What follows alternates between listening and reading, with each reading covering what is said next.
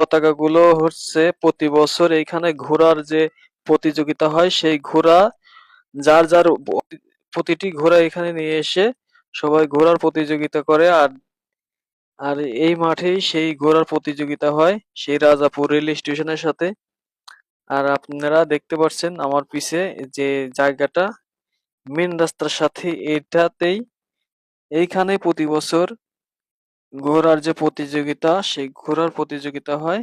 অনেকে আবার বলতে পারেন যে ঘোড়ার প্রতিযোগিতা কি? আসলে ঘোড়ার প্রতিযোগিতা হলো প্রত্যেকটা কিছু লোক আছে ঘোড়া নিয়ে এসে এখানে ঘোড়া দৌড়বাজ হয়। যে ঘোড়া দৌড়বাজে জিতে সেই পুরস্কার পায়।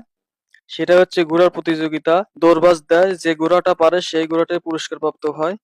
আর এখানেই সেই প্রতিযোগিতা হয় ঘোড়ার প্রতিযোগিতা। রাজাপুর রেল স্টেশনের সাথে প্রতি বছরই এই প্রতিযোগিতা হয়। আর এই রাজাপুর স্টেশনের সাথে প্রতি বছরই ঘোড়ার দৌড়বাজ হয় এখানে।